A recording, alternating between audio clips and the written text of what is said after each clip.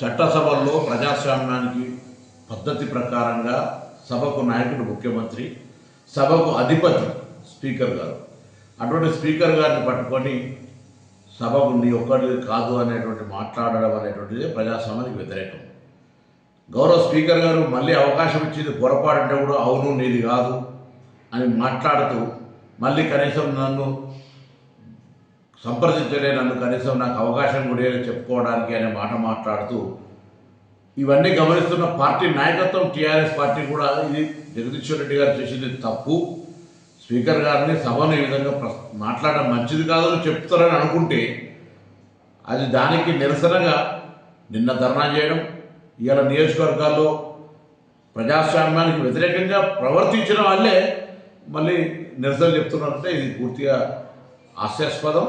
ఇది వాళ్ళకు కనీస జ్ఞానం రావాలి. ప్రజాస్వామ్య విలువలను కాపాడడానికి సభలు ఏ విధంగా ఉండాలి, సభా వేదికల్లో ఏ విధంగా ప్రవర్తించాలో తెలిసి కూడా ఏ విధంగా చేస్తున్నారంటే ఇది ఉద్దేశపూర్వకంగా చేస్తున్నారు. ఇది ప్రజలు గమనించాలని కోరుతాను. సభలకు కొన్ని సాంప్రదాయాలు పద్ధతులు ఉంటాయి. ఉదాహరణకు అబద్ధం అని అనడానికి కూడా వీల్లేదు. అది ఆ మాటను మనం సత్యదూరం అనాలి. ఇట్లా కొన్ని శాసనసభలో కొన్ని అంశాలు ఉన్నటువంటి పరిస్థితుల్లో సభకు అధిపతి, సభని ఒక్కడదా అంటే ఎస్ శాసనసభకు అధిపతి అనే పదం దానిలోనే అర్థం కనబడుతుంటే కూడా దాని మీద తిరిగి మళ్ళీ ఒక దళితుడు కాబట్టి ఆ విధంగా వ్యవహరించడం అనేటువంటి మాట మాట్లాడతారు.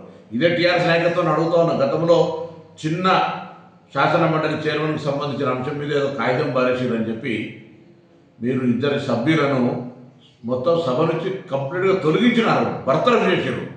ఇది మర్చిపోయిన ప్రజాస్వామ్యంలో. అందుకే మళ్ళీ చెప్తా ఉన్నా, ఇటువంటి మాటలు వద్దు, ఇటువంటి నిరసనలు ప్రజాస్వామ్యానికి మంచిది కాదు. టీఆర్ఎస్ పార్టీ నాయకత్వం గమనించాలని కోరుతున్నాను.